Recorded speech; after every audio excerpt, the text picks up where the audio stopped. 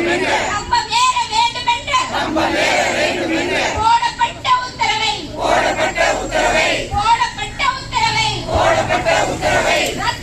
ரத்து செய். பல உதவியாளர் பணியிடங்களுக்கு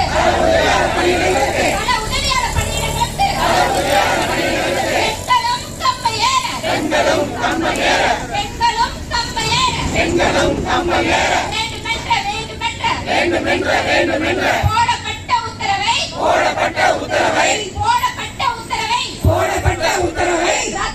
ரத்து செய்.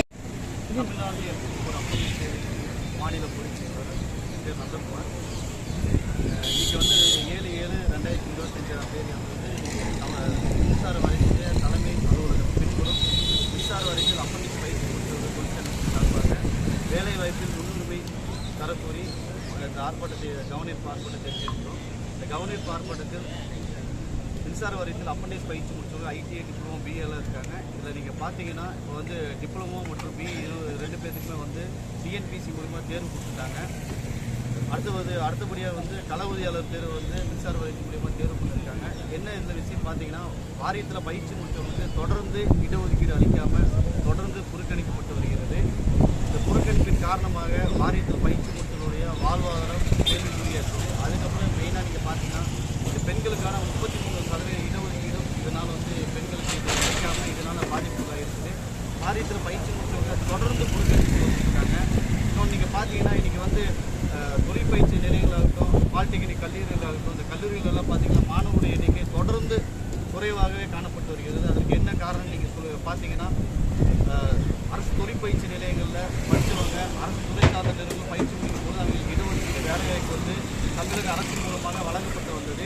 இது தொடர்ந்து நிறுத்துவதனால் வந்து தொழிற்பயிற்சி நிலையங்களில் மாணவருடைய எண்ணிக்கை குறைவாக இருக்குது. இது வந்து தமிழக முதலமைச்சர் அவருடைய கவனத்துக்கு எடுத்து சொல்லணும். இன்னொன்றுனா வாரியத்தில் பயிற்சி முடித்தவங்க எல்லாருமே இன்றைக்கி வாழ்வாதார கேள்விக்குறியாக இருக்குது. நீங்கள் இதில் மெயினாக பார்த்தீங்கன்னா மின்சார வாரியத்தில் வந்து தொடர்ந்து வந்து இந்த அப்பண்டிஸ் ஆக்ட் சட்ட பிரகாரம் வந்து 2017-14 வந்து வாரியம் வந்து கொள்கை முடிவு எடுக்க சொல்கிறாங்க. அந்த கொள்கை முடிவில் பார்த்தீங்கன்னா கோர்ட் வந்து கொடுத்துருக்காங்க. இப்போ ஐடிஐ வந்து படித்தவங்களும் ட்ரைனிங் முடித்தவங்களோ மின்சார வாரியத்தில் 2 பேரும் சரிசமமான மதிப்பெண் இருந்தால் வாரியத்தில் பயிற்சி முடித்தவங்களுக்கு முன்னுரிமை கொடுக்குறாங்க. ஆனால் இந்த முன்னுரிமை வந்து தமிழக முதல்வர் வந்து 28/12/2023 அன்றைக்கி பார்த்தீங்கன்னா தமிழக முதல்வர் வந்து ரயில்வே துறையில் மற்றும் என்எல்சியில் வந்து அப்பண்டிஸ் பயிற்சி முடித்தவங்களுக்கு இடஒதுக்கீடு வேலைவாய்ப்பு வந்து 20% கொடுக்கணும்னு சொல்லி தமிழக முதல்வர் அறிவிக்கிறாங்க. இன்றைக்கி மாநில கவர்மெண்ட் வந்து ரயில்வேல ஒரு 33,000 காலி பணியிடங்கள் எடுக்கிறாங்க. அதில் 6,000 பேர் அதில் ட்ரைனிங் முடித்தவங்க எல்லாருமே இன்றைக்கி வேலைவாய்ப்பு கிடைச்சி உள்ளே போகிறாங்க.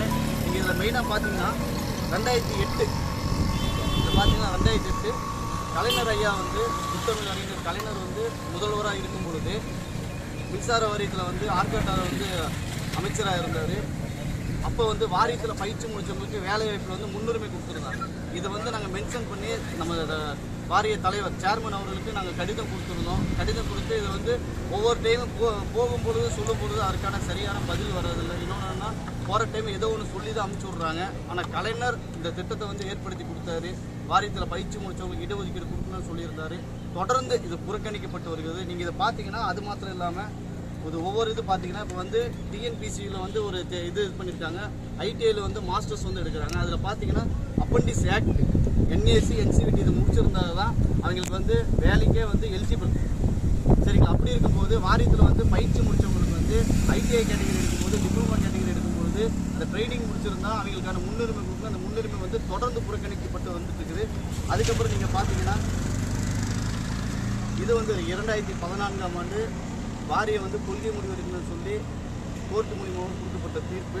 அதுக்கப்புறம் நீங்கள் பார்த்தீங்கன்னா இதை தொடர்ந்து பார்த்தீங்கன்னா இந்துஸ்தான் பெட்ரோலியம் இந்தியன் ஆயிலில் வந்து நீங்கள் பார்த்தீங்கன்னா இதில் அப்பண்டிஸ் பயிற்சி முடித்தவங்களுக்கு மட்டும்தான் பார்த்துக்கோங்க. அப்பண்டிஸ் பயிற்சி முடித்தவங்களுக்கு மட்டும்தான் வேலைவாய்ப்பு முன்னுரிமை கொடுக்குறாங்க. வேறு வந்து வெளியிருந்து ஆட்கள் எடுக்கிறது கிடையாது.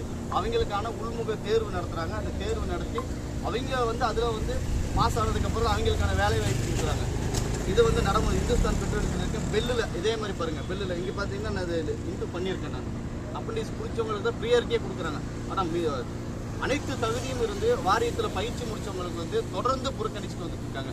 அதுக்கப்புறம் நீங்கள் மெயினான விஷயம் பார்த்தீங்கன்னா நம்ம 2015 அப்போ வந்து பார்லிமெண்ட்டில் வந்து 50% அப்பண்டிஸ் பயிற்சி முடிச்சவங்க ஆட்கள் தேர்வு பண்ணும்போது அரசு துறை சார்ந்த நிறுவனங்கள் வந்து 50% இடஒதுக்கீடு கொடுக்கணும்னு சொல்லி சென்ட்ரல் கவர்மெண்ட் பாஸ் பண்ணியிருக்காங்க. ஆனால் இது வந்து தொடர்ந்து வாரியத்தில் பயிற்சி முடிச்சவங்களுடைய வாழ்வாதார கேள்விக்குறியாக இருக்குது. மாணவருடைய எண்ணிக்கையில் தொழிற்பயிற்சி நிலையங்களும் கம்மியாகுது, பாலிடெக்னிக்கலும் கம்மியாகுது.